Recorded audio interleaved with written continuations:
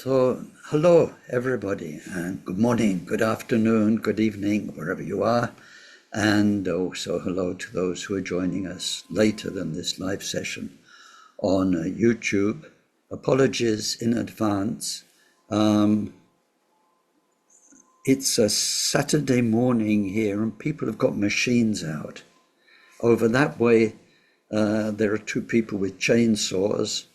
Over this way, a guy's mowing his lawn, and so I don't know how much you can hear. But if you hear things, it's not mosquitoes or it's not my machinery, it's beyond my control. Anyway, this is our 16th session on the Maitreya and Asanga's, well, it's got two titles, as you know. It's either the Mahayana Uttara Tantra Shastra or the Ratna Gotra Vibhanga in Sanskrit. And we usually call it the main Buddha nature text. That makes it easier. But as you know, it's not just about Buddha nature. So today I'll spare you what we did last time, which is the long zoom in from all the Buddha's teaching. As you know, the heart of this text, or most of it, is in 7 key chapters. They're called the 7 Vajra abodes, and we're on number 4 of those, which is the largest chapter in the book, and it's about Gotra, which has too many meanings, so we can't translate it as one term. It's better to say Gotra, but it has one key meaning of our potential, or heritage, or mental DNA, something like that. It's called clan. In the word in Sanskrit and Tibetan means clan. It's like your family, which we really are. And when we take our bodhisattva vow, then of course we say, today I'm born in the family of Buddhas. I'm no longer the family of Holmes. I'm now today Ken Buddha, because I'm in the family of the Buddhas. So it's got that sense. And we say Buddha nature, which, so we're in that chapter. And so let's start approaching this chapter with prayers, because the whole text is the highest teaching within the bodhisattva path. And so our bodhicitta, our loving care for everybody, is so vital. We're not academics studying for intellectual pleasure. We are studying because we long to become Buddhas so that we can really be of help to others. So this is voiced very nicely in our prayers, and let's do them. We take refuge in the Buddha, in the Dharma, and in the community of most noble minds.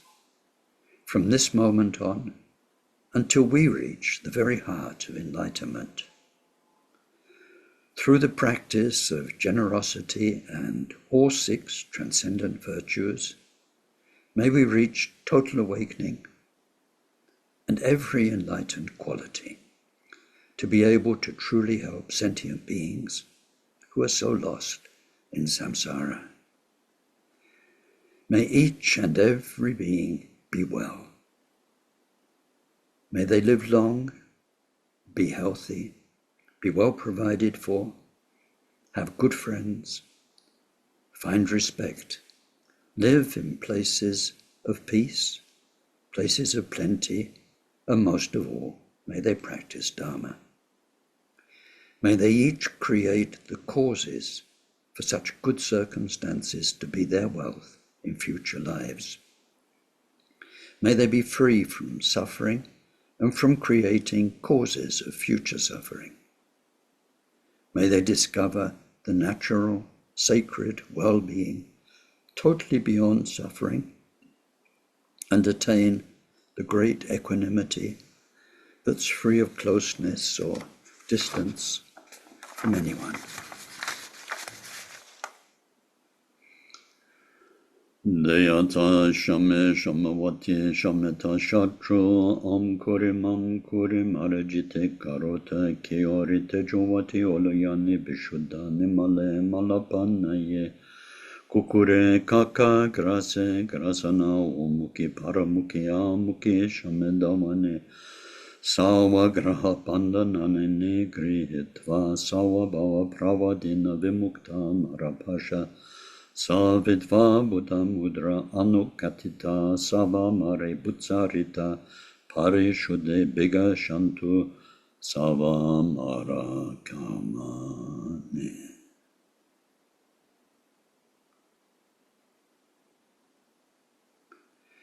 Glorious Guru, source of all blessing, ever present above our head on lotus and moon seat, through your immense kindness, ever sustain us, that the blessings, the accomplishments of body, speech, and mind flow from you, and we are one.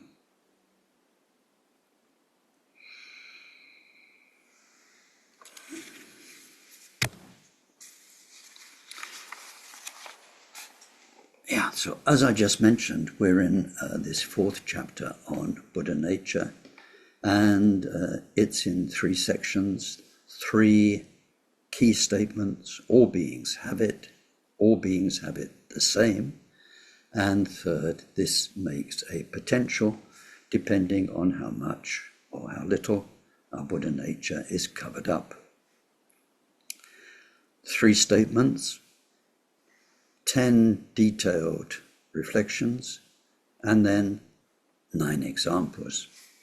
We're in the section on the 10 reflections around Buddha nature, which in the last session I spent some time reminding you of the content of each of them. We're in the 9th of the 10 points, and this is about the changelessness of Buddha nature. It's a very sublime topic. You know, in general, the Buddha said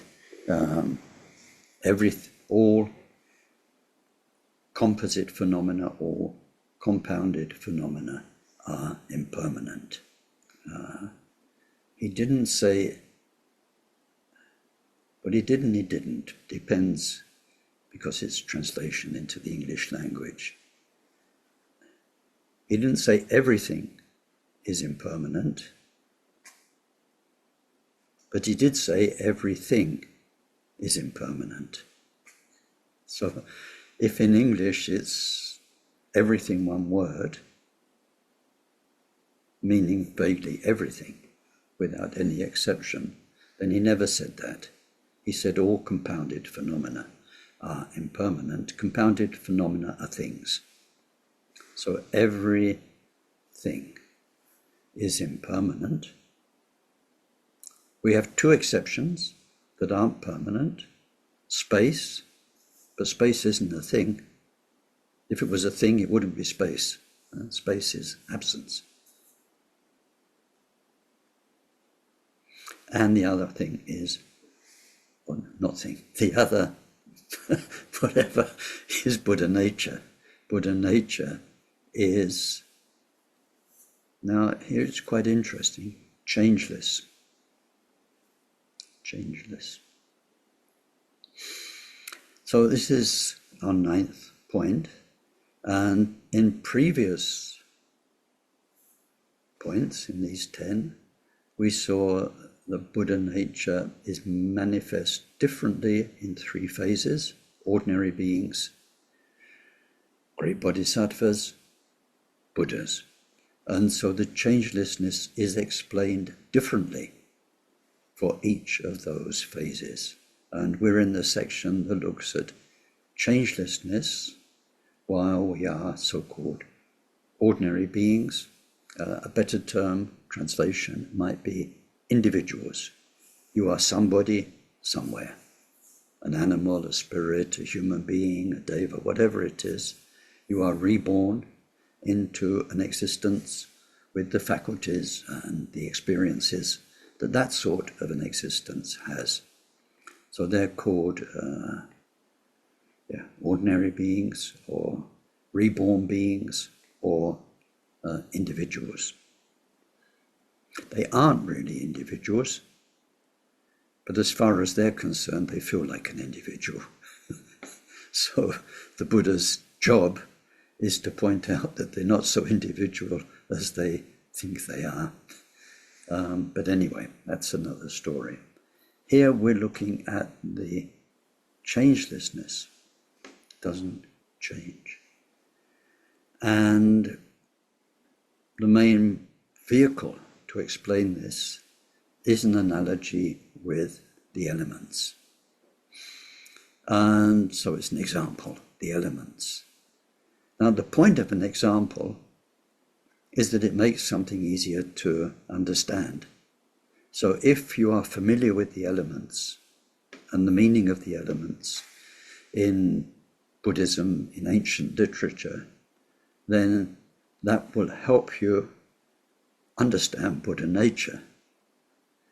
But if you're not familiar with all these meanings of the elements that existed when this text was written and before that in Buddhist times, then I have to explain the meaning of the elements. You have to get your head around it, which is a huge task. And it means it's not so helpful as an example. And if you've been around Dharma for a while, in fact, you'll probably understand the exemplified. You have the example and what is exemplified, which is karma, klesha, improper way of thinking. You probably understand this already because you've been around Dharma for a while and you understand it better than the elements. But anyway, we're using the elements as an example. And in the example, it says either like these elements, the earth element is based on the water element, or depends upon the water element. It's a question of depending on, interdependence, cause and effect. So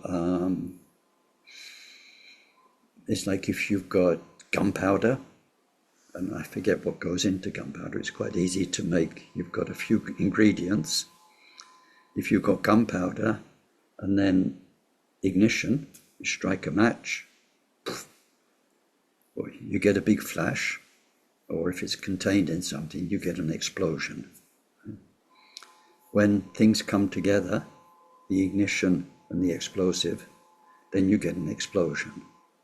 The explosion depends upon explosive and ignition. It's based on explosive and ignition. It can't happen without that. Just an explosion can't happen without something to explode. So this, in the text, in the verses, it says based upon, depends upon. The earth depends on the water depends on the wind and the movement.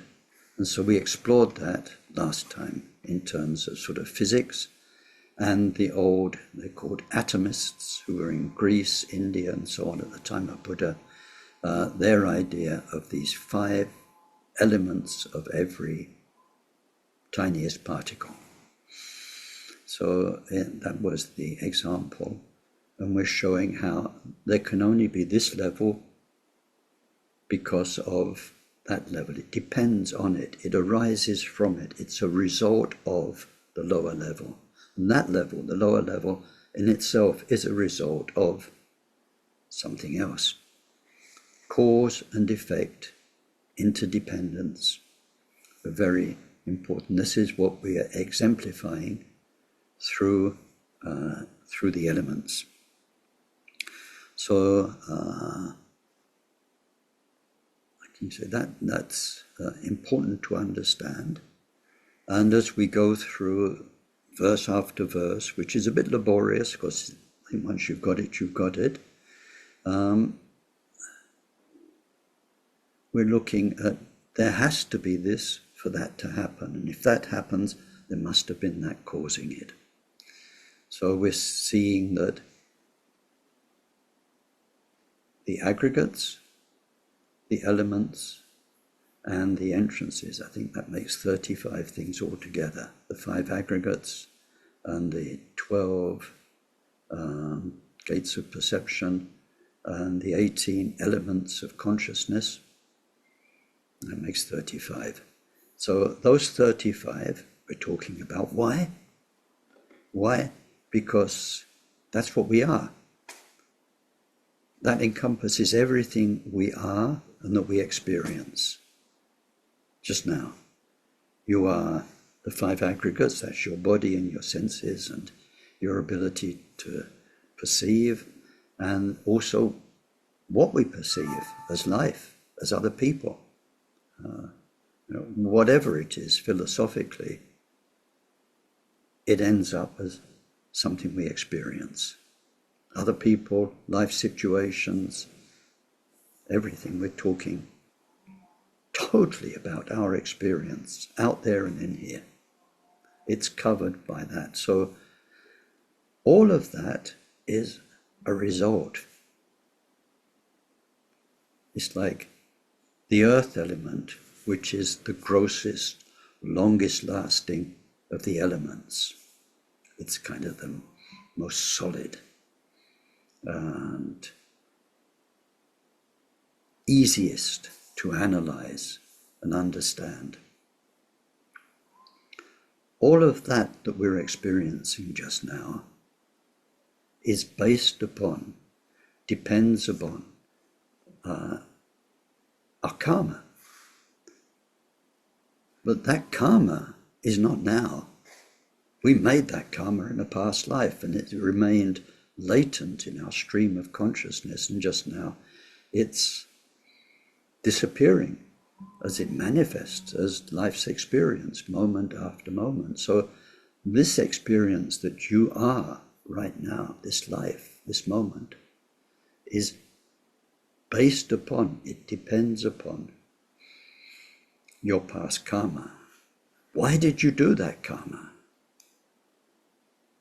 We are not, although sometimes it looks like it, we are not mindless robots that just go around doing things, saying things, doing things to each other. There is reason behind it. We're trying to get what we want out of life, and we're trying to get rid of what we don't want. There are all these polarities of our mind's dynamics, desire for what we want and rejection of what we don't want. And then there's a lot of ignorance and just not knowing around, and pride and jealousy. So that's why we did the harmful actions that made the suffering that we call samsara. There's also the good side. We also had good motivations that made us do kind, good actions that brought the blessings of this life and that brought this precious human existence. But we're looking at mainly samsara here. So it didn't just happen. It happened because of what we did, the karma we made in past lives. That didn't just happen. That happened because of the way we were emotionally, what we wanted, what we didn't want. And that didn't just happen. So that karma and our mind poisons is like the water element in the analogy. So our states of want and rejection and so on didn't just come out of nowhere without reason. They came because of the whole way we defined ourself and other dualistically, which is called the improper mode of thinking in the text. we made a story of me. We made a story of life and other people. And so in order for me to be happy, I want that. I want him, I want her. It's the wanting. And then if there's that, then I'm not going to be well. I'm going to be uncomfortable. I'm going to hurt. I don't want it. So we have a story of me, a story of other, and a basic set of values that we tell ourselves. If I get rich, I'll be happy. If I get myself a partner, I'll be happy. If I get myself a pogo stick, they don't exist anymore. Maybe you don't know what a pogo stick is. It's a stick with a spring in it, and you stand on the 2 feet, and you can move along, jumping up and down. Maybe you think, if I had a pogo stick, I'd be happy. I could bounce along the street like this, and what more would I need? I want a pogo stick, and so on. And then we reject pogo stick thieves, because they're going to steal it for them, and you don't like them, and so on, and so on. So this dualistic story leads to our mind poisons and so on. And that's compared to the wind element. But the main point when we look at this hierarchy is there couldn't be this unless there'd been that giving rise to it. And there couldn't have been that unless there was that giving rise to it. And then once we've gone through the 3 elements, or the improper mode of thinking, karma and klesha, the aggregates, elements and entrances, as orders of production, then it says, but space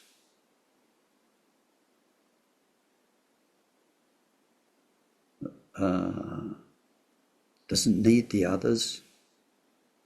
And although the others need space to exist, space didn't make them. Now, this isn't in the verses, but it's what all the verses are here for us. It's the implication, it's the message, and it's the big deal. Because what are we comparing the space element with? The truth of our mind, the true nature of mind, the truth of the mind, the reality of our mind, the absolute truth of our mind, what's absolutely true about it.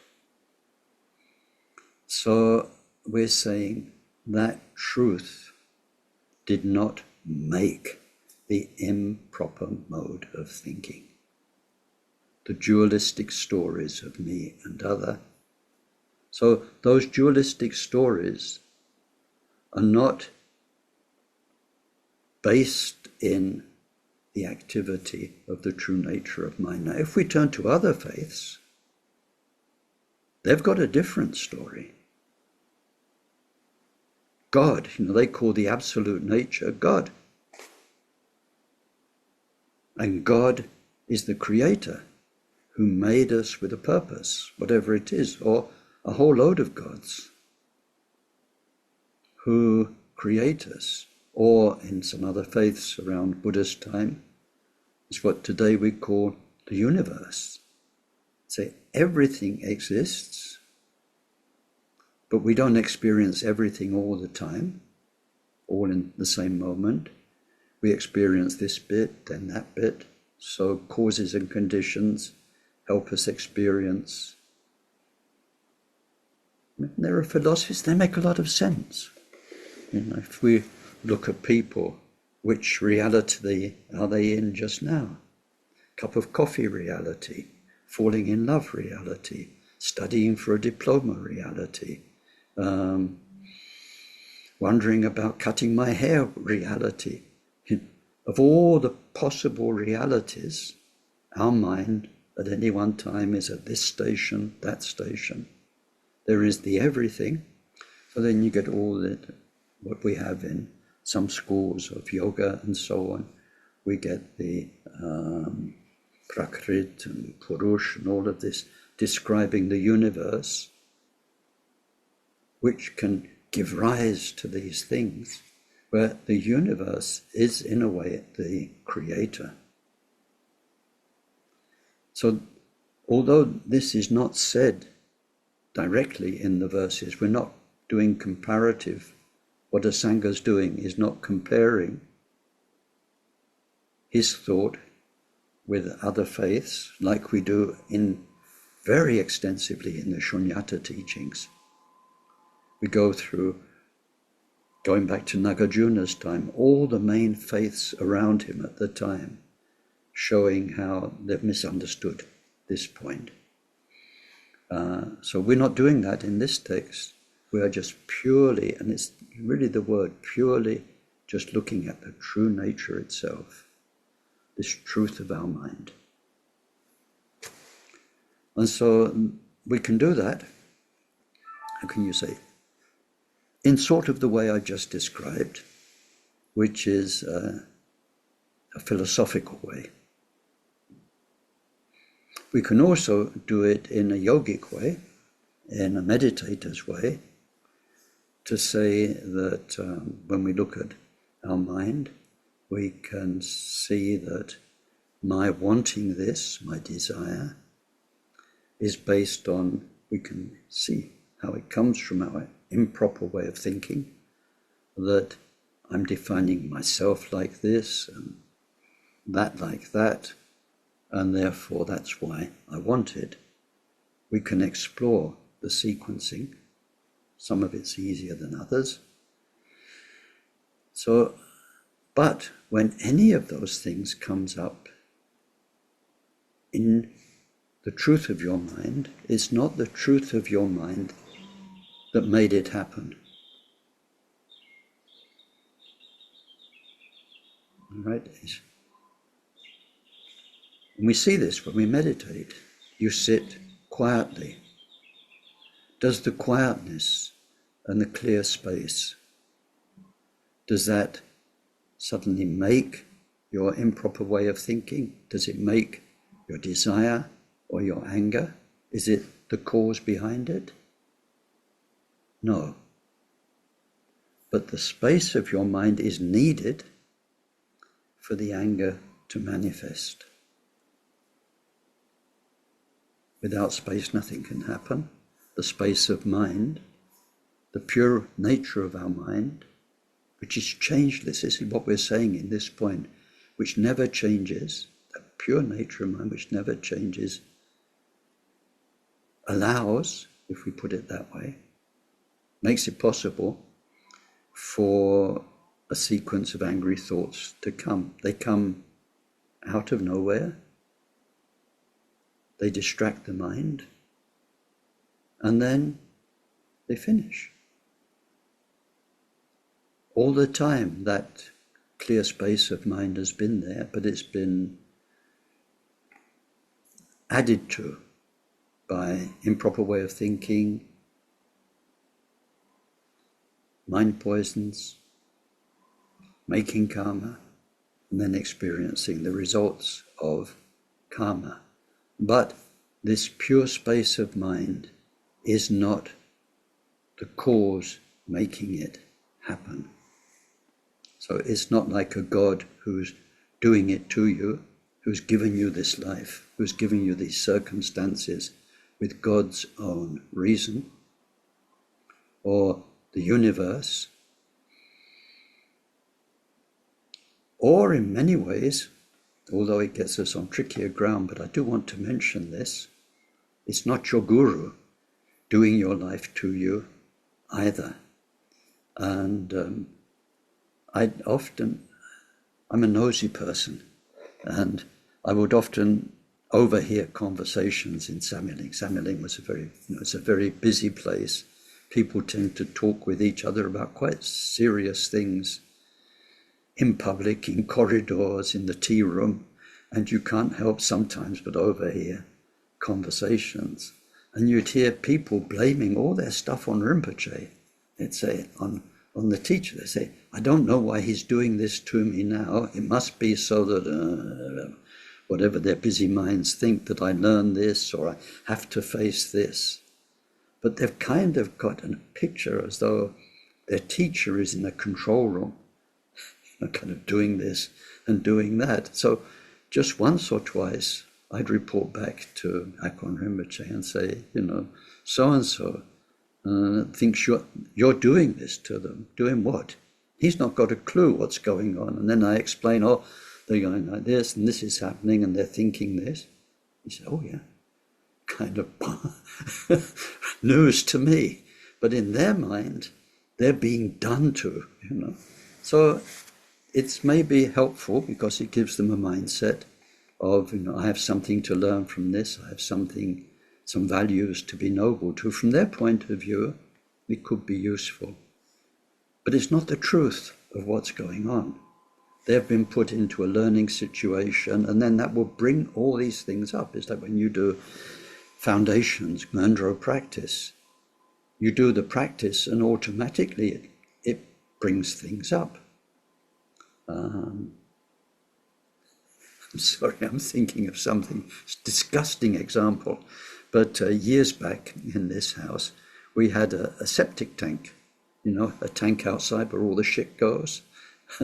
Now it goes down a tube to somewhere in the town, so you don't know about it. But when you've got one of those tanks, you have to have it emptied every so often. And a truck comes and it starts stirring it. And then the smell is like for 100, 200 meters, all the neighbors get the conclusion of you're going to the toilet for several months.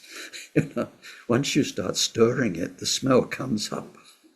So sometimes our Dharma practice sets in motion a process. But the process, then whatever your story is, whatever your karma is going to come up.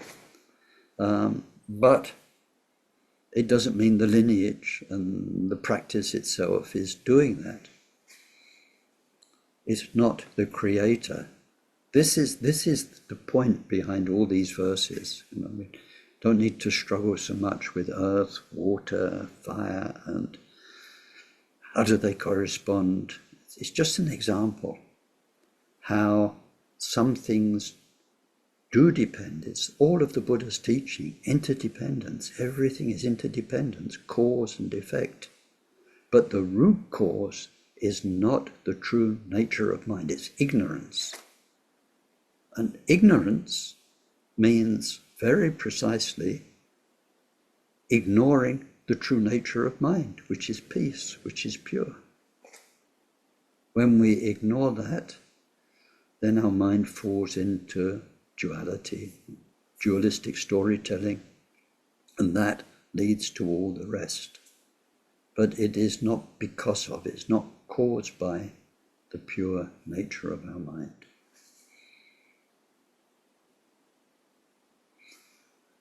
Yet,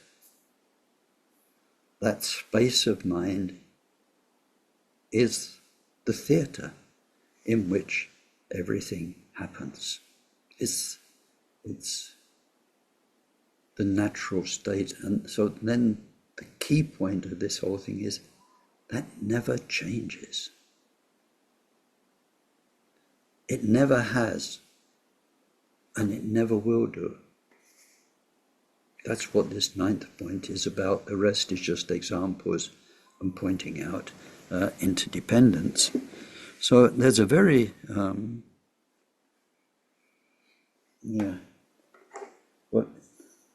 I've got something that kind of works, but it doesn't work well on video.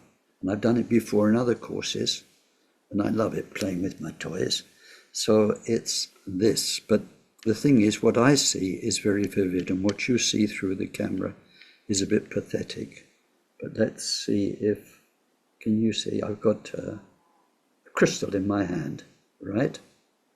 It's green, right? Well, it isn't. If I turn the light off, that's its natural color.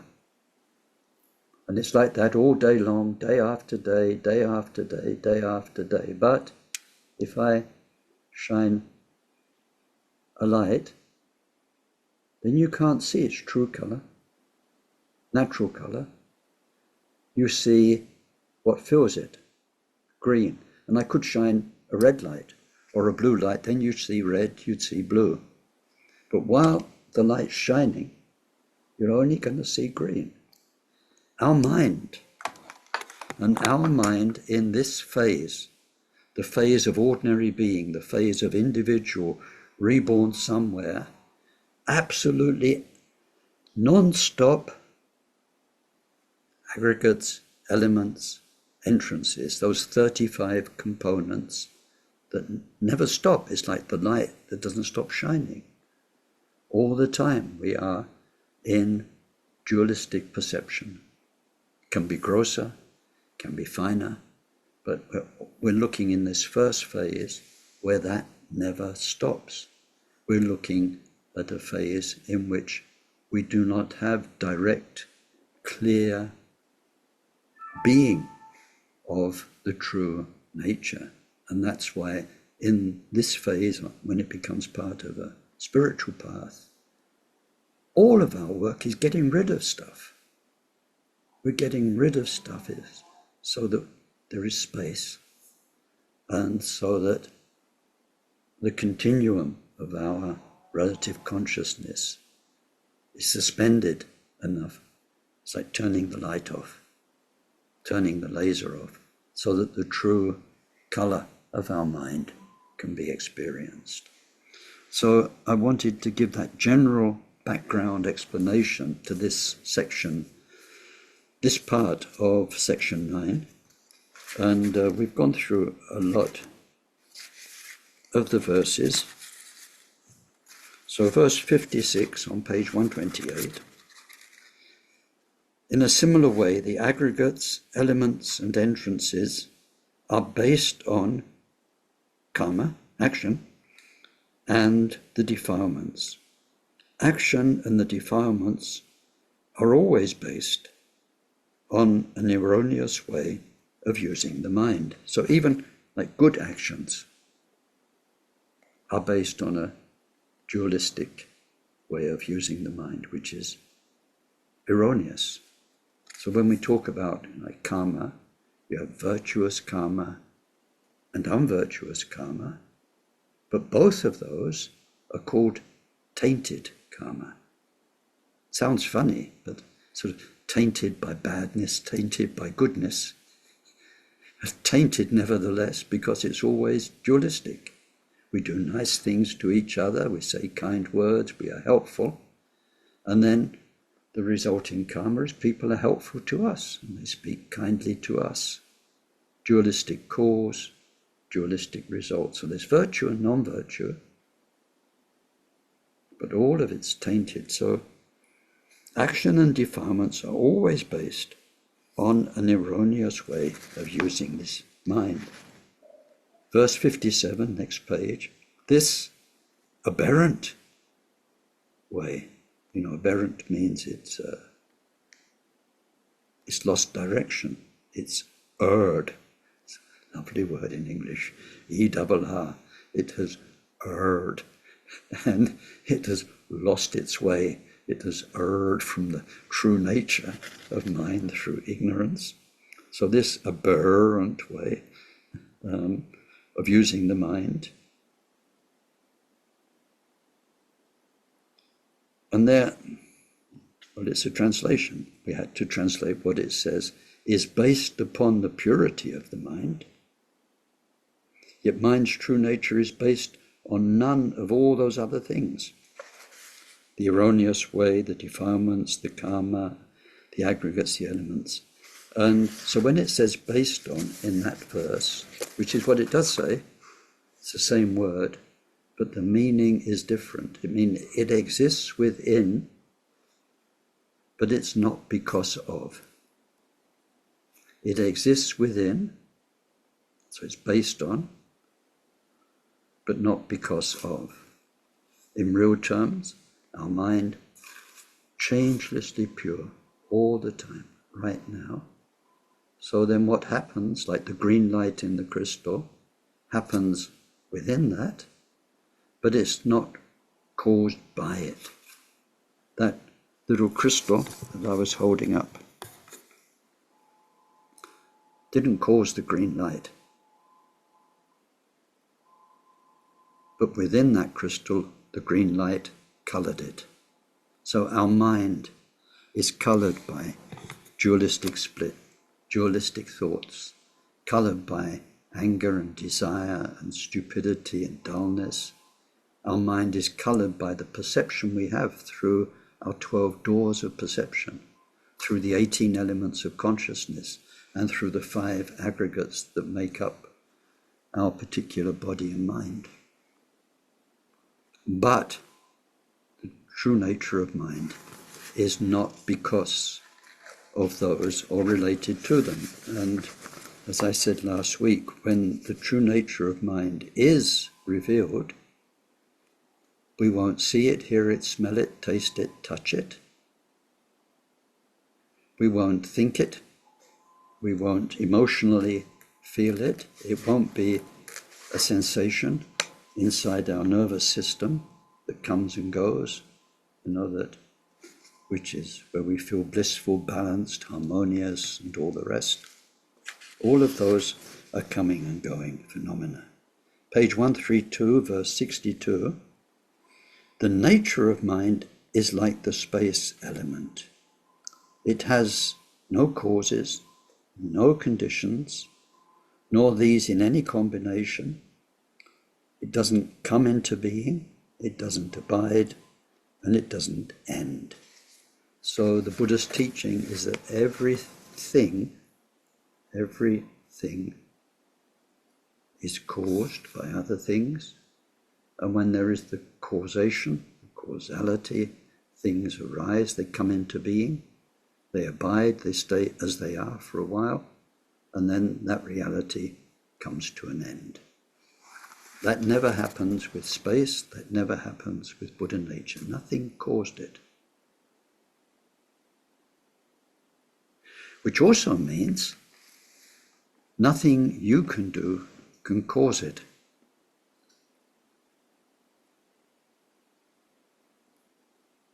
You can't cook up circumstances to make that experience. You can't cook up your body in any kind of yogic business. You can't cook up your mind in any sorts of thoughts or feelings or attitudes. It is not made by anything. So when we saw in part 2 of our 10 points, the cause for Buddha nature becoming manifest is removing what is blocking it. Verse 63, the true nature of mind, clarity.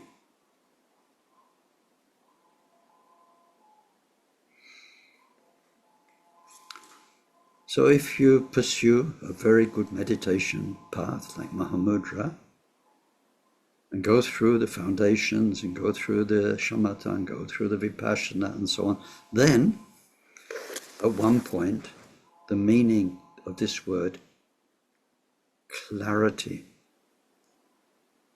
will become clear. So, clarity will become clear, and it is not sensorial clarity. Seeing, hearing, smelling, tasting, touching. It is not thinking clarity. It's not dualistic clarity. So what clarity means will become clear later for most of us through what we do on the path.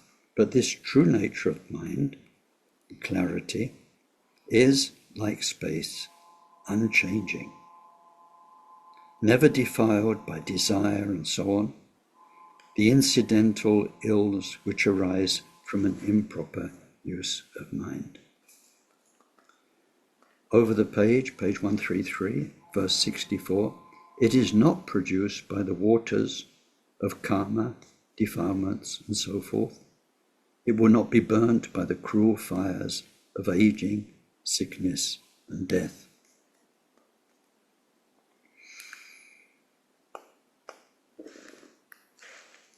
So let's finish that bit, verse 65. One should know the three fires of death, sickness, and aging to be similar, respectively, to the fires which blaze at the end of time, hellfire, and ordinary fire. So we've got an example there of fire. So in those last couple of verses, like the material existence, the elements, earth, water, fire, they all come and go in space. And we're quite good at space these days. We've got a much better understanding of how vast it is, and even sort of how far away our closest neighbors are. I saw the other day they've detected gases on some planet in, I forget which constellation it is, but it indicates there could be life on that planet. Fantastic. But even if we could travel at the speed of light, it takes so long to get there. It's not as though we can go and knock on the door of our neighbors over there and come back within one lifetime or many lifetimes. It's just space is so huge, and planets come and go, universes come and go within space. And even within those universes, there is so much space between the bits and pieces. The space doesn't change, never changes.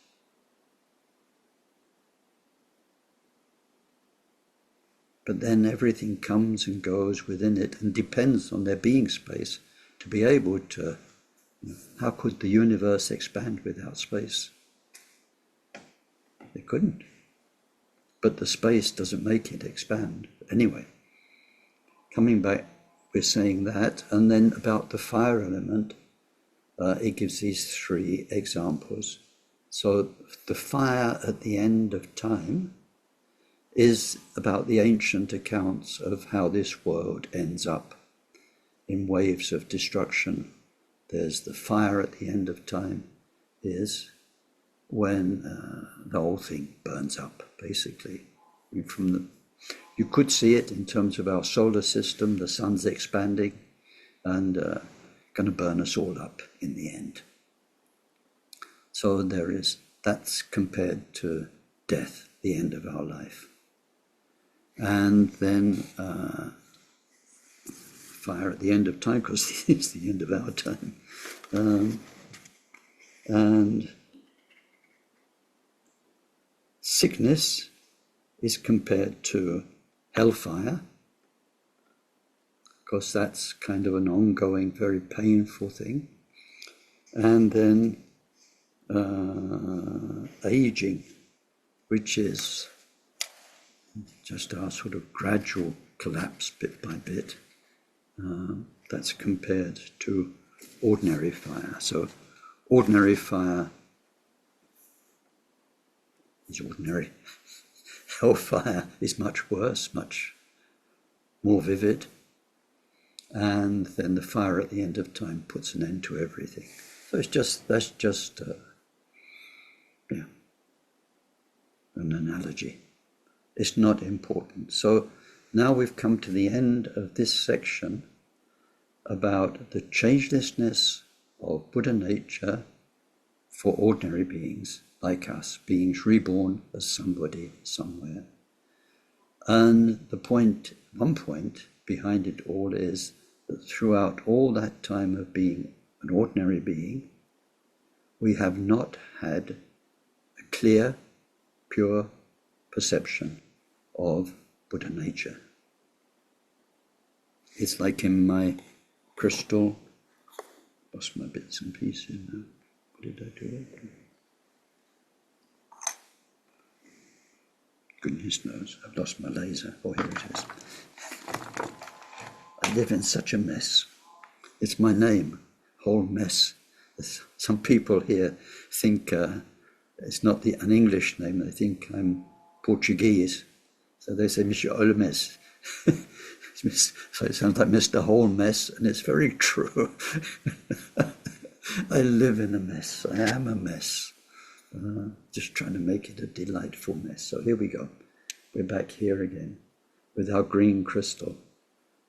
So we've been looking at what is called the impure phase of ordinary beings, where what is coloring the true nature of our mind, our karma, our klesha, aggregates, elements and entrances and so on, is taking up all of our time. All of our time. Our mind is involved in those things one after the other, non-stop. But when we use this ordinary existence as a Dharma path, then we start clearing away, making space in meditation through wisdom teachings, so that we get closer and closer to the true nature. Well, earlier on in the course, I think I sent out the 5 stages of the path teachings, support diagram. So here in the 5 stages of the path, what we've just been looking at up to now is the first and second stage of accumulation, stage of fusion, as we are gradually emerging. Then we get to the end of the second phase. And there we have lots of experiences of shunyata, of emptiness, of stillness, of vastness, and so on.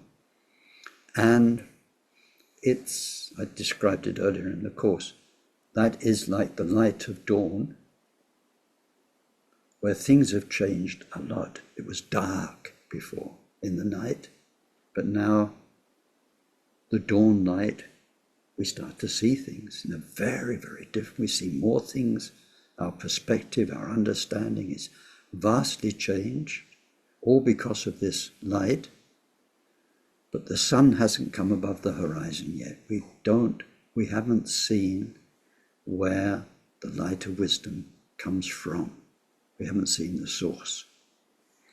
When we get to stage 3 of the 5, that is where you see where all of the blessings of wisdom, and especially the ones that have helped your mind free itself of ego so much, we see where they're coming from. When we break through into there, it's called first bodhisattva level, stage of insight. And if we do it the slow, very thorough way of the bodhisattva path, from that time onwards, we never lose it. So now this is very different. It's such a difference. It is indescribably wonderful and joyful, and in fact, that level is called the level of great joy, first bodhisattva level. Up until then, we never experienced Buddha nature directly. From that time onwards, we will never lose it. It's just amazing, isn't it? I've got in this room, I won't bother turning the camera, but you know these kind of blinds on the windows which are completely blackout? I don't know what they're called in English. They're called occulto in French. It means when the blind's down, the room is completely dark. No light comes through it at all. And so the sun can be outside and the room is dark. But then if you release the blind and put it up, instantly the room is bathed in light. And it will stay like that all day. First bodhisattva level is like that. Its equivalent in our Mahamudra path is called the pointing out of the true nature of mind. When through our years of practice, and our guru's blessing and the lineage blessing, then we recognize the nature of mind. Problem is, when we do Vajrayana or Mahamudra path, we get a first glimpse of it, then it goes away. When we follow the traditional bodhisattva path that takes 3 cosmic eons, and it's very sort of beautifully thorough job. Beautifully thorough job. But when we get to that first bodhisattva level, it is like opening the blind, and from then on. So that level, if you remember, when we looked at phases, the section on phases, and 3 types of being, it's called both pure and impure. Pure because one never loses the knowledge of the true nature of mind, but coexistent with it is your baggage, all of your stuff from the past, which no longer has power over you, but it's not gone. Your mind can't be overpowered by desire, by fear, or anything, but they still come up.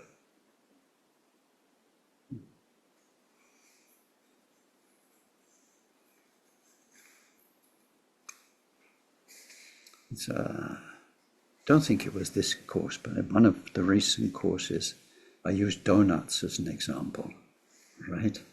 So say you can't resist donuts. And so when you go by, it's a childhood memory from me, from my walking to school every day, past a fantastic baker's shop that had hot donuts with warm jam in the middle. They were delicious. So anyway, I would usually buy one with my pocket money walking to school. So you can't resist. You have to go in. The smell, the sight, the thought, the anticipation. You can't resist, like it or not, no matter what your logical mind. And of course, at a young schoolboy's age, my prefrontal cortex wasn't developed enough for reasoning to overcome. So your feet take you into the shop and you're almost like hypnotized by the donut power, and you buy it before you know it, you're eating it. Then it's gone. So then there come a point, maybe, where you don't want donuts anymore. But that doesn't mean that when you go past the shop, the saliva doesn't come into your mouth and the old historical associations don't come up. They do, but they don't master you anymore. They don't. You're not, you say, subject of their power, to their power. They're disempowered. So on the first bodhisattva level and from there on, then ego, dualistic way of thinking, karma and klesha, they are still there, but powerless, but still there. Those things in themselves act to limit the mind. So as we work on them to get rid of them step by step, we move up through the bodhisattva levels, and as each layer of desire and anger and so on falls away, it's not powerful, it can't get you, but it's present. As it falls away, our horizon opens up dramatically, differently. We go through the bodhisattva levels. So this is why that state is called pure yet impure. The dualistic split is there until the 7th bodhisattva level, the end of the 7th bodhisattva level, and dualistic thinking because of it. The remains of our klesha, our mind poisons, are there and disappearing and not powerful at all. The aggregates, elements, and entrances are different. We are no longer born somewhere as someone in one place. The mind becomes vast. We are in what we call pure lands, where we experience Buddhas, and there's no one me. So from the first bodhisattva level, at the first bodhisattva level, then there can be 100 pure lands at the same time. Now, it's hard for us to imagine that because we only experience one thing at a time, one place at a time. And even if you're in one place, like I'm in this room, I can only experience one bit of it at a time as I focus on it. The mind that reaches the first bodhisattva level and recognition of Buddha nature, by that very fact, you can only get to there because your karma to be reborn is finished, to be reborn in samsara. And your mind is vast and multiple and in many pure lands. On the second bodhisattva level, it's something like 1,000 pure lands at the same time.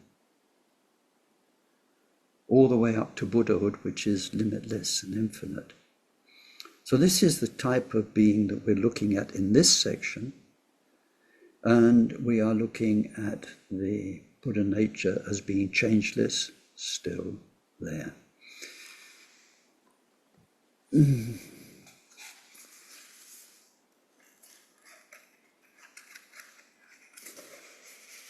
So we're on page 133, near the bottom. Now it says changelessness of Buddha nature in the partially pure phase, or in the pure yet impure phase. Verse 66. Free from birth, aging, sickness, and death. Woohoo! Free forever from birth, aging, sickness, and death. They have realized the true nature, excuse me, just as it is. On account of this, the wise have awakened compassion for beings, and even though free from the sufferings of birth, aging, sickness, and death, they demonstrate them.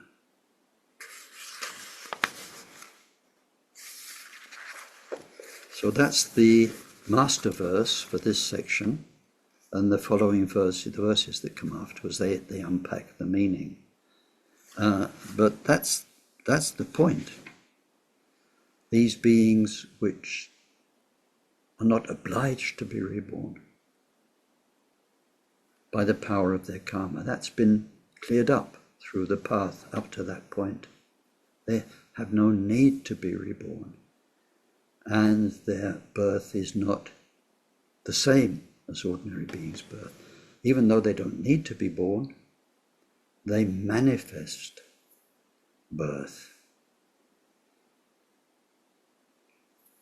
Birth, aging, sickness, and death, so as to be able to communicate, to be in the same world as the people that they will help, because they have great compassion. Well,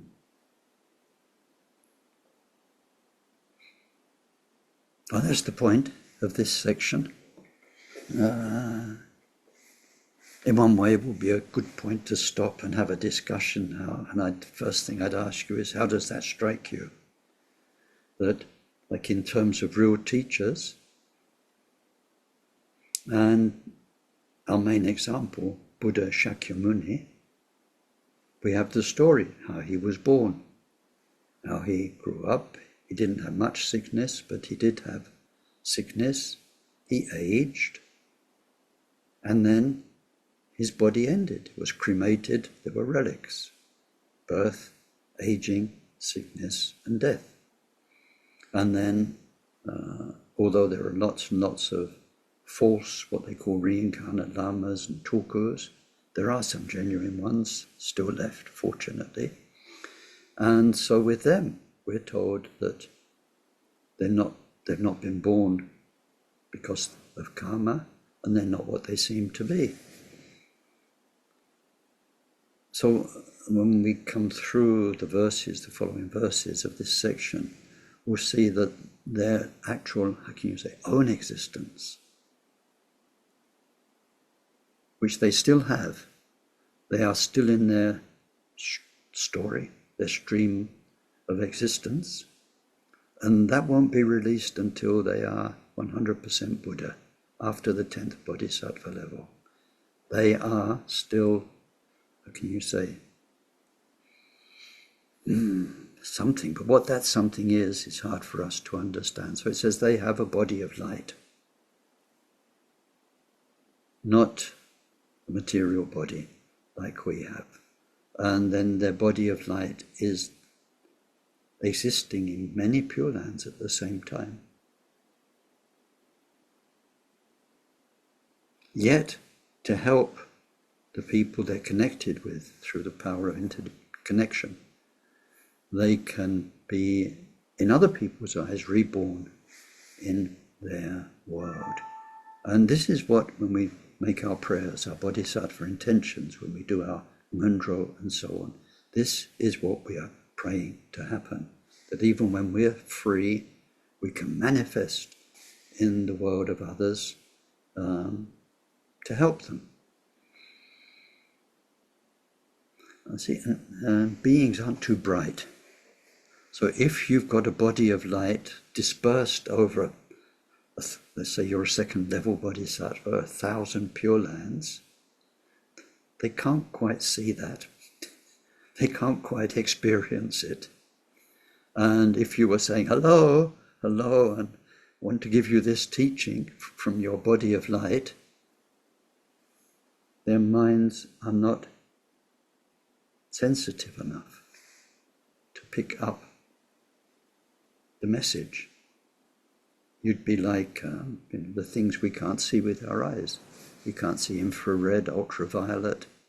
We can't see bodhisattvas. We can't hear them. So the only way is to manifest in a way that works for them, that works in their world, where they meet another being. I hope this is making sense. So let's turn it round the other way to get, let's turn around another way. So if you met one of these bodhisattvas who is showing birth, aging, sickness and death, first you meet them as a somebody. They've got a human body, you meet them, Lama so-and-so, they give you teachings, they give you practice, they help you along with your practice.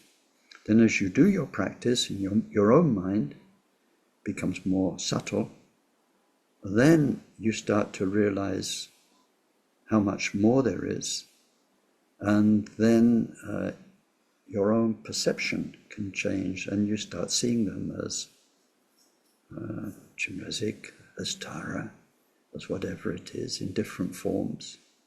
And you can't see them as human anymore. When they come into your room, it's Tara coming in, it's Chimrazik coming in. And you realize they've been like that all the time, but you couldn't see it. You just saw their hair and their eyebrows and their body.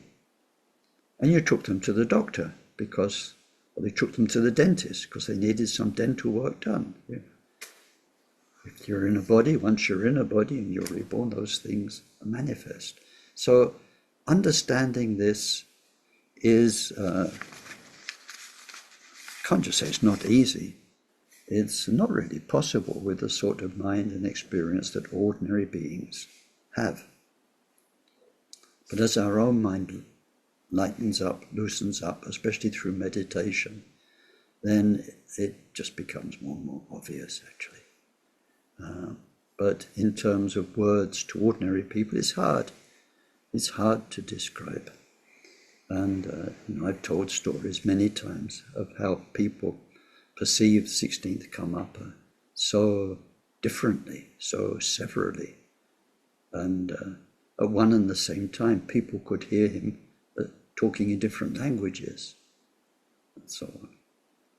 So, of course, if you think about talking involves the tongue and articulating sounds and all of the French sounds, where you move your lips a little bit like this, and other sounds, how could somebody talk German and French at the same time? The mouth couldn't do it, especially at exactly the same time. And of course it couldn't. But we're not saying that. People heard him in their own languages. People saw him, as a her. People saw him as Jesus. People saw him as Chinrezig. And it doesn't mean that he's got to keep a show going. If you've got 10 people in the room, you've got to be Chinrezig for that one, and Tara for that one, Jesus for that one, and whatever. It's impossible. It's impossible.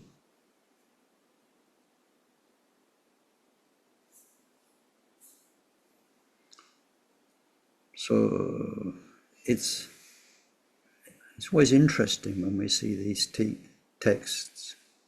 It says, Milarepa flew through space. If you know anything about aerodynamics and flying and birds and aeroplanes and so on, you know that a human body hasn't got what it takes unless you strap a jet engine to yourself, flying back.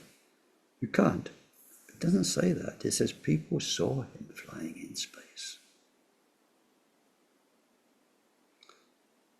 And then we get some interesting examples from, like in the life of Tilopa, where it talks about one is an encounter with a hypnotist. And we see that you could have a hypnotic mind where you hypnotize people to see you flying through space or whatever it is, see you as Chinrezig. But it's not that, because that involves effort, intention, and so what happens with these bodhisattvas in the 10 levels and with Buddha is that by resting in the true nature of mind, all these things happen for other people. It is effortless and spontaneous. And that's why as time goes by, we come to the mirror as an example.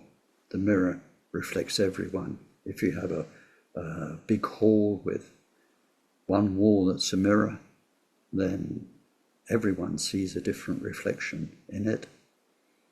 And the mirror doesn't need to make any effort. It just is a mirror. And all of that happens. And so anyway, that first verse sums up this section on the bodhisattvas of the 10 level. So, but what's the point of this section? Changelessness. Changelessness. We're looking at Buddha nature does not change. The story is changing. They're going from level 1 to level 2 to level 3. Their own inner experience is amazingly developing. As far as other people are concerned, their enlightened, semi-enlightened activity, how other people are experiencing them in their world, birth, aging, sickness, and death. That's a changing story. Look at the 16th Karmapa. We know where he was born, how he grew up, how he looked, how he aged, how he got sick, how he died, and so on. That's changing. There's a lot that's changing in the 10 bodhisattva levels stories. But the Buddha nature itself, the truth of mind, doesn't change one bit. We're looking at the impetus of the Dharma path that causes things to change. Causes and conditions make things happen. But the Buddha nature, which is like space, never changes. So verse 67, page 134. The deeply realized. So in verse 66 before, they were called the wise. This in the text, the wise, is one word for bodhisattvas in the 10 levels. Doesn't just mean anybody who's wise, it means mahabodhisattvas.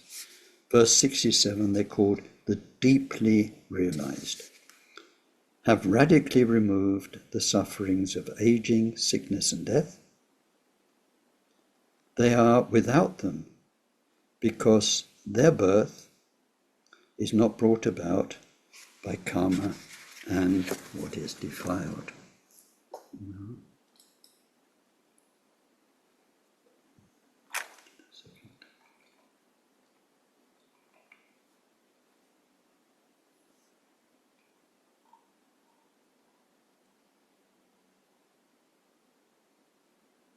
Right. Good.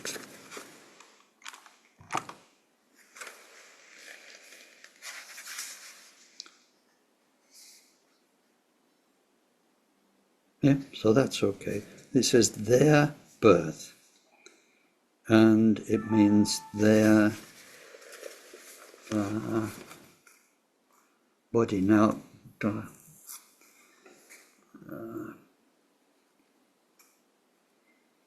what we'd really need to do now is go off for a bit, a couple of sessions, and go through the 10 bodhisattva levels and see what kind of body these bodhisattvas have.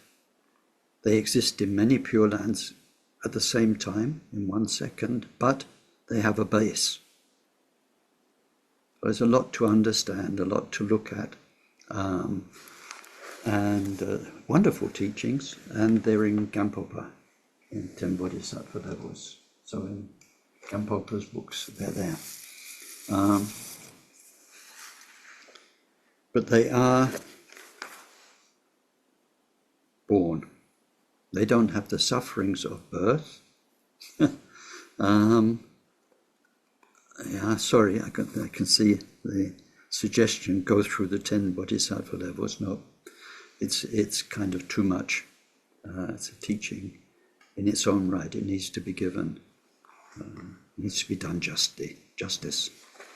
So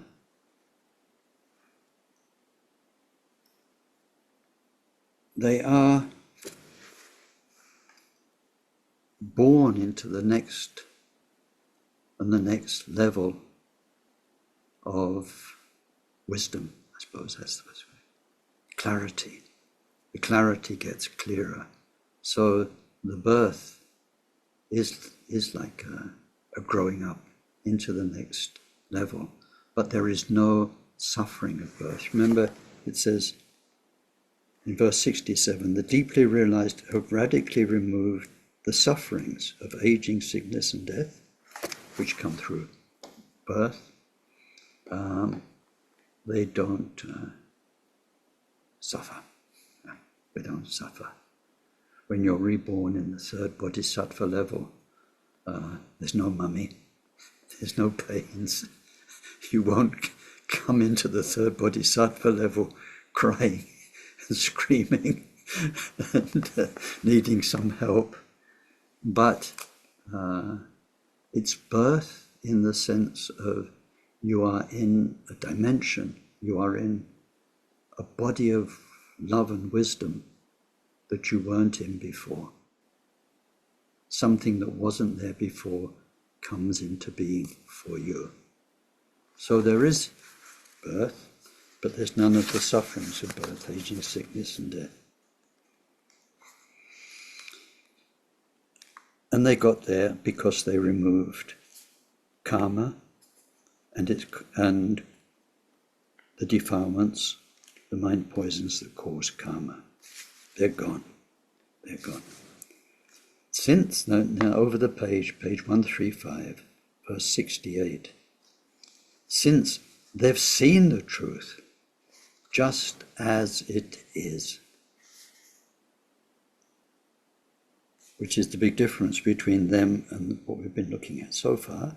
These have witnessed the true nature of mind, their compassion shows birth, aging, sickness, and death to others, even though they have transcended these. And then from the other way round, from the point of view of people, verse 69, those blinded by ignorance see these children of the Buddha who have realized this changeless true nature as though they were born and as though they got old and got ill and died. This is indeed a wonder.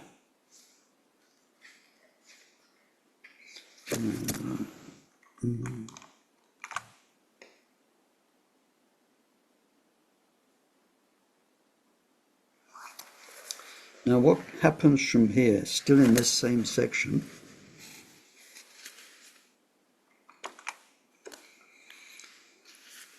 excuse me.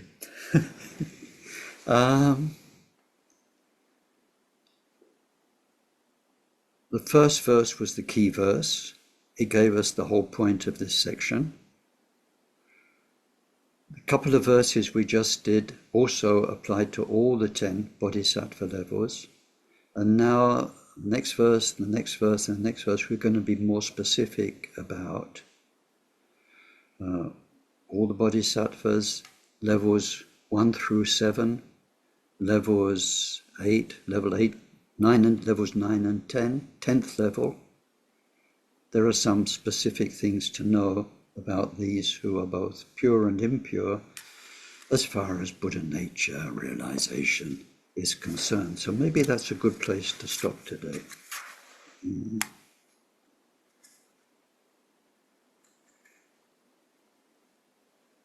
Yeah, good place to stop. And so let's first of all dedicate anything that was good and helpful and useful we'll share it with everybody, and we'll let go of any clinging we have, knowing that knowledge and our own accomplishment is therefore primarily for everybody. May whatever virtue was created by our session contribute to the state of omniscience being attained. By the main enemy, mind's defilements, being completely defeated. Through that, may each and every sentient being become freed from the ocean of existence, troubled by its waves of rebirth, aging, sickness, and death. May this precious bodhicitta arise in those in whom it's not arisen. In those in whom it has arisen, may its development know no setbacks, and may it increase ever more and more.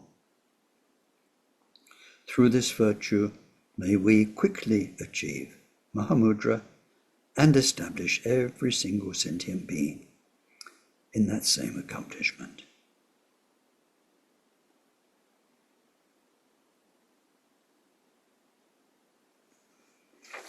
Thank you. So,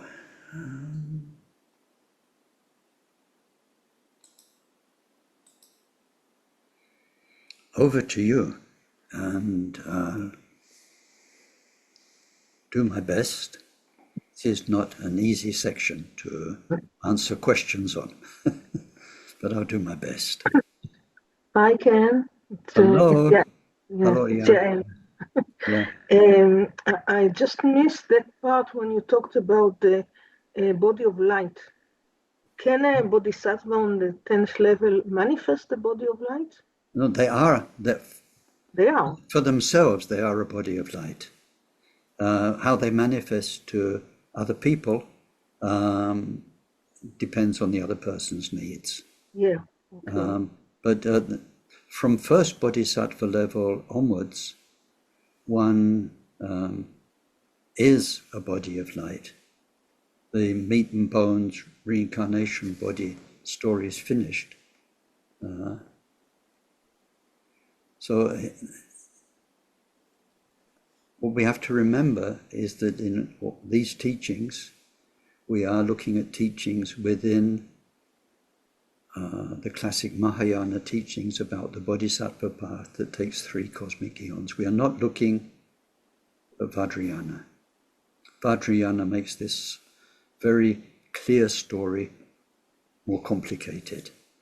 Yeah, and I get all the time confused because, for example, they say that some, they refer to some, let's say, 10th level bodhisattvas as also as Buddhas. Like His Holiness the Karmapa is a Buddha since the second Buddha. So I don't know, and also, so I don't know what he is, like a 10th level or a body or a Buddha, and what's the difference? Because I understand that for us, the difference is we can't even fathom what's the difference. Yeah, that's true. So, but there is a verse about this. When I closed, I said the following verses are about sections of the mahabodhisattva levels. So when we get to the verse that's about the 10th level bodhisattvas, it tells us that as far as sentient beings are concerned, for them there is no difference between a 10th level bodhisattva and a Buddha. Whatever a Buddha could do to help you, a 10th level bodhisattva can do to help you. There's no difference. Okay. That's the first part of the verse. Second part of the verse is that, but for themselves and their own wisdom realization, the difference between a 10th level bodhisattva and a Buddha is enormous. They give 2 examples: the difference between the size of an atom and the size of the earth, which is a huge difference, or the amount of water that can gather in an ox's hoofprint and the amount of water in a great ocean. So the transition from 10th level bodhisattva to Buddha is enormous. It's enormous in terms of the inner final accomplishment for a 10th level bodhisattva. But already, as far as anybody else is concerned, the power to help other beings is the same as a Buddha. Okay, thank you.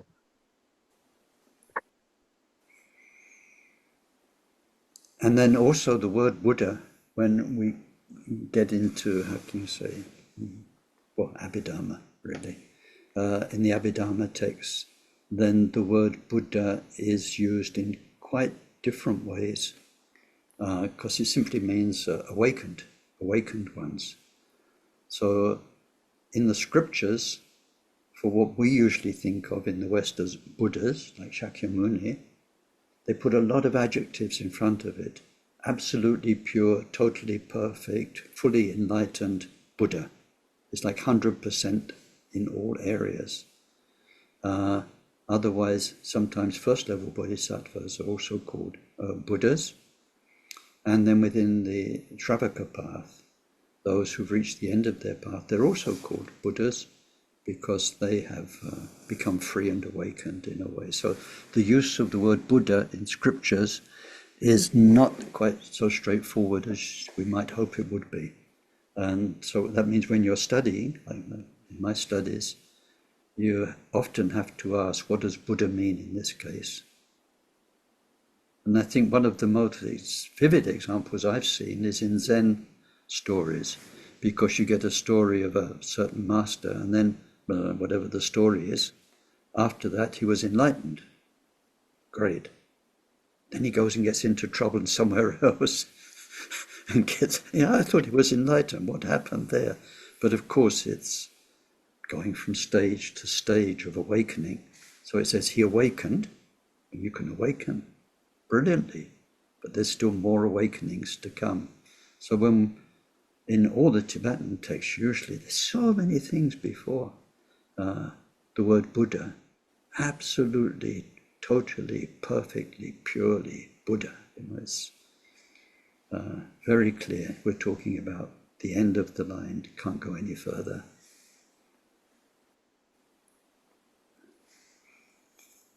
But from first level bodhisattva onwards, because you're not reborn as somebody somewhere in a body, then your mind is light and very vast and in so many places at once and helping so many people at one and the same time. So that's called a body of light.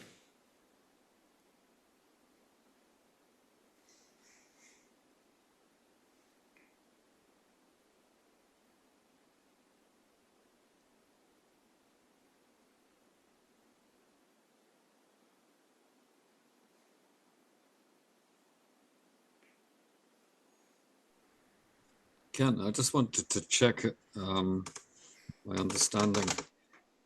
I tend to think of things in terms of metaphors to kind of make it a bit more concrete. And I'm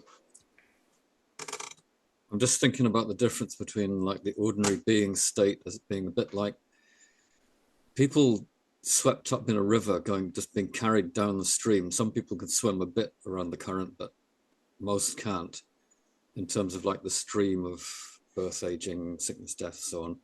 And then the bodhisattva level as being a bit like someone who's got to the side, can see that people are in trouble and can get into a kayak and just paddle out and rescue people from time to time. But so they're in the flow, but not caught up in it and able to navigate it. Is that a useful metaphor, or is it just off track there somewhere? Yeah, I mean, especially if it helps you, then it's useful. It's so hard for us to imagine what it's like to be first level bodhisattva, or even beyond that. I mean, a first level bodhisattva can't imagine what it's like to be second level, so we can't. But yeah, it is a bit like that. And then one of the verses we're coming to next week, it's a couple of verses time, it gives us this thing of being in the world but not of the world. And you can have, I think one thing that's useful for me, I don't know if it's useful for anybody else, but it's if you were like a nursery school teacher, right, or helper, then in their world, in the little children's world, you are Mr. or Miss whatever you are, and you're helping them and helping them grow up. But they don't have a clue of who you really are. You in your own relationship, in your home, and all of that, they'll learn it bit by bit as they evolve. But you manifest in their world in a way which helps them and makes sense to them. And through that, they have a certain image of you and a certain feeling of your presence. And you have to, in a way, how can you insert yourself in their world so that you can understand what's going on, what's troubling them, what they want to do, so you can help them.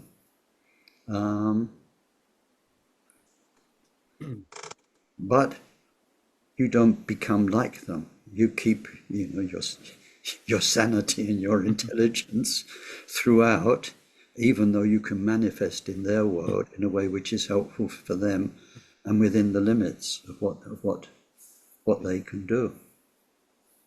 So you don't believe in the tooth fairy, but you can tell them stories about it if it's going to help them. Yeah. Yeah. That's useful. Thanks, Ken. This section of teachings today that's answered a question I had bubbling around for a bit, so that's been helpful. Thank you. Yeah. Thank you. And it's Susanna, and I'm wondering, are there beings who have achieved the status of Buddha since Shakyamuni Buddha? I don't know about that. Yes, that's what it says. But they achieved that status, yeah. But they are not.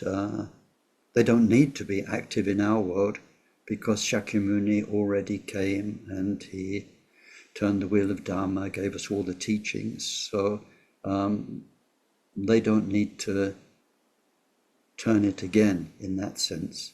So if we take a story like Milarepa, he became enlightened in one lifetime. So fully enlightened in one lifetime. And that's what he's famous for. And that was about, 1,500 years after the Buddha. But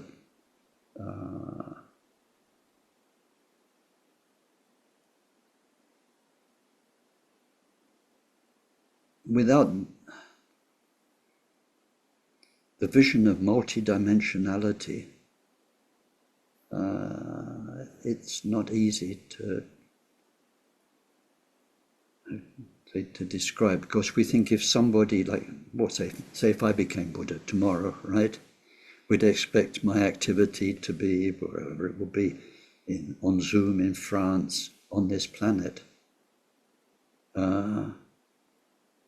But there wouldn't be just this planet for France and Zoom for me if I got enlightened. There'd be the endless cosmos and all the people I'm connected with since time immemorial, and that I've prayed for and that I've had karma with in the past. Wherever they are, I'd be helping them. And so this kind of topic comes up in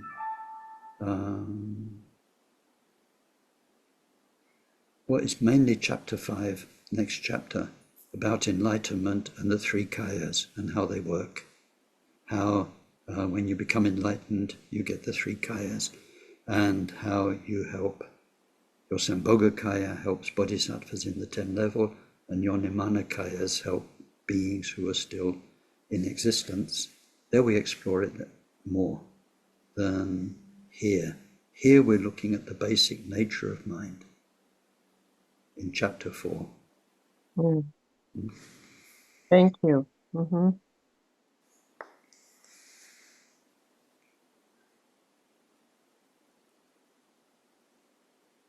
Ken, I have another question, if there's no one else. Mm-hmm. It's from the beginning of what you said today, which the guru is nothing to do with your karma, which is, I can understand it, but why does it say in so many teachings that everything is the good and the bad? And for example, I read that sometimes gurus, they kind of expedite some circumstances so that if you have to experience some bad karma, you do it in a more, let's say, convenient circumstances, and you don't go down to hell. Mm-hmm. So how does it come together? It contradicts a bit.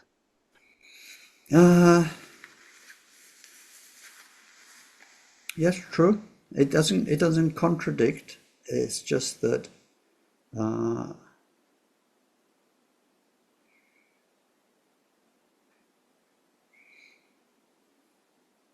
in an ideal world, which doesn't exist, but in an ideal world, we would understand all these teachings about the bodhisattva path and Buddha nature, which is part of the Mahayana teachings. We'd understand those very, very thoroughly first, have some mastery of them, before understanding the extraordinary path of Vajrayana. Because it is extraordinary. If you can do in a handful of lifetimes what would take hundreds, thousands of lifetimes over cosmic eons, of course it's extraordinary. And of course it can't follow the same patterns, the patterns we study of how we purify our mind as a bodhisattva. Our mind is complicated, it's deep-rooted, it's very difficult to change. I'm sure we've all seen that. You try and change one little thing, one little habit, how long? One little way of reacting to things, how much effort, how many years it takes to change us a little bit. So in that whole logic of getting rid of the bad and improving the good qualities and awakening the mind through meditation, we can understand it in the bodhisattva path in its own terms. And then when we come to the Vajrayana path, which is 100% guru dependent, It's confusing these days. You've got lots of stuff available, text translated that were never made public before. You've got video teachings online for incredibly profound topics, Vajrayana topics. In the past, it was never like that. All the Vajrayana teachings happened secondarily. You met a guru. You established a real working relationship with the guru, and in the past, you lived with that guru. You weren't on the other side of the planet. You found them. People didn't travel. You were in their ashram or up in the mountains with them or in the forest with them. It was 24 hours a day, 7 days a week. And then the guru could use whatever of the Vajrayana teachings would help you. There's no rules. There's no set pattern. And so we get extraordinary stories of like Mapa and Milarepa. He gets him building houses, breaking his back, hurting, He's not giving him any teachings or visualization practices to do at all. So all of Vajrayana is guru dependent. The Mahayana teachings give us a language to sort of understand it, but only sort of. So there, to come sort of back to what you're asking, when there is a guru in our life, when the connection has been made, and there is devotion on our side, and the connection is there. I think the Come-up has been talking about that lately, the qualities of the guru, the qualities of the disciple, and the connection called samaya that's made.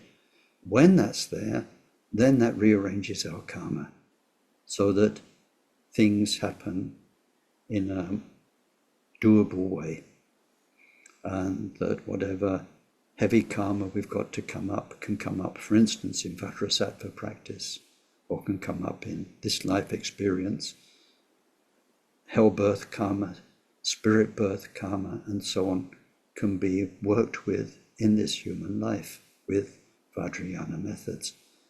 This happens automatically through the connection with the guru, yes. But what is a guru? A guru is the very embodiment of the lineage. So it's through our connection with the lineage that things get rearranged, and it happens automatically. So, and when we come to the last section in this book, Enlightened Activity, we'll see how it's spontaneous and how it doesn't involve thinking and intention, it just happens. So gurus do what they do in a very spontaneous way if they're a good guru, and without thinking it out, which means that they are not doing it to us. They're not kind of knitting our karma into a different pattern, that you can take apart knitting and re-knit it. They're not doing that. Their very presence in our life, the presence of the lineage in our life, does that. It's like magnetism, or it's like the sun just being there makes the gravity that makes all the planets revolve, makes the heat that brings the flowers out. The sun is just the sun, and all the activity happens spontaneously. The guru in our life is the guru, but they don't need to be busying themselves with this person and that person and bringing on this experience or that. The very fact of connection, the disciple doing the practice, the guru keeping their own purity, makes the things happen. So it's what we had earlier on. Do people hear, does the Karmapa speak several different languages at the same time, or do people hear each in their own language when he is just present? So gurus who have many disciples, usually, if the there's a real connection, heart connection. Each person will be getting tremendous benefit that's tailor-made, but the guru isn't a tailor. I don't know if that makes sense. It's hard to describe, but it's very hard to understand why Vajrayana can be such a short and powerful and dangerous path. It's hard to understand unless one's got a very good and thorough understanding of the bodhisattva path first. Because there you've got all the language about bodhisattva levels, emanation, like we're going through now.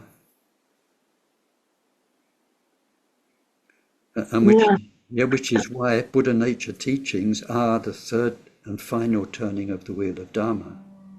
It doesn't come first. It comes after the basic teachings, the Mahayana, the Shunyata, and all the rest. Then it makes a lot of sense.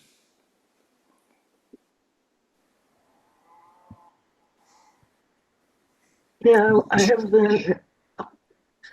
Sorry, I wanted to say. I was going to say, it is true. I mean, if we come down into the practicalities of it, Marpa did tell Milarepa to build the houses. I mean, he didn't just sit there and Milarepa thought, I have to build him a house. It is true, according to the story, that he did tell him.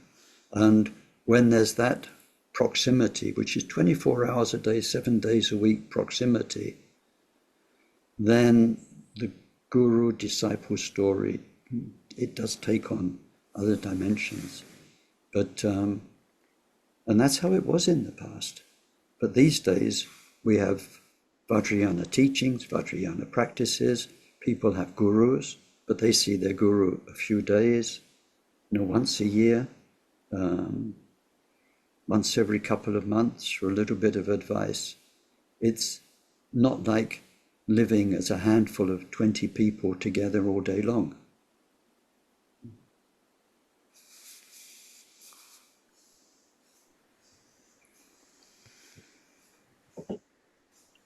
Hi, Ken. My question is from an ordinary being and from an ordinary being's sense of time.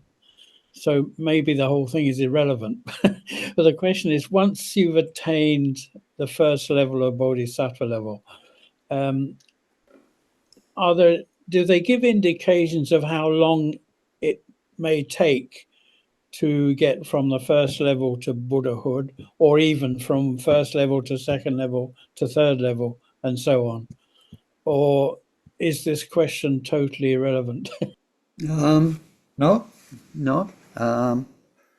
That depends entirely on the person and their past, and their history, and their diligence. So it can happen quite quickly. There's people who do the Green Tara practice. Often you see the story of a person in the past called Wisdom Moon, and how she kind of, in one lifetime, scooted across bodhisattva levels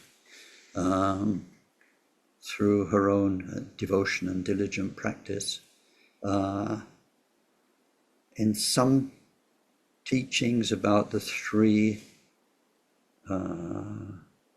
great cosmic eons that it takes in the traditional path, if we're just bodhisattvas without Vajrayana practice, then it does say roughly the first cosmic eon is spent in the first two stages of the path, the second cosmic eon in these bodhisattva levels, the third cosmic eon in those ones, very generally, but it depends so much on the individual. And you get in one sutra, I forget which one, could be Golden Light Sutra. It's weird, it's a conversation between Manjushri and Maitreya. And Maitreya's praising Manjushri, and he said, in the end you did a lot better than I did because you were diligent. I was kind of relaxing and taking it easy, and that's how you got so much more wisdom. now than I did, even though we started off at the same point. And so whether they ever actually did have that conversation, or whether it's for us, to learn something from that, and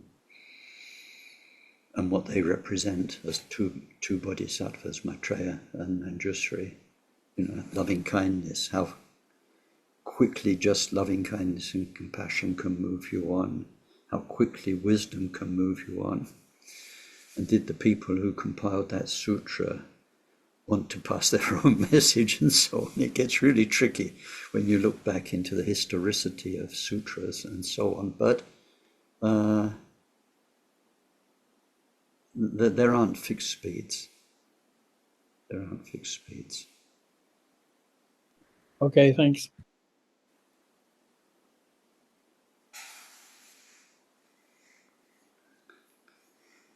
Okay, well, thank you very much for your questions and for your, like you said, diligent listening. And see you next week. And we carry on with the bodhisattvas in the 10 levels and go on to Buddhas. How Buddha nature is changeless once we reach buddhahood. And then we have a big shift of gear. We're in the 9 examples. They're fun. We'll have easy teachings and fun, and the examples are a bit weird too, so that's kind of keeps us curious. Okay, take good care. Thank you. Oh, very much, Ken. Thank you very much, Ken. Cheers, everyone. Ta-ra now. Stay well, be well.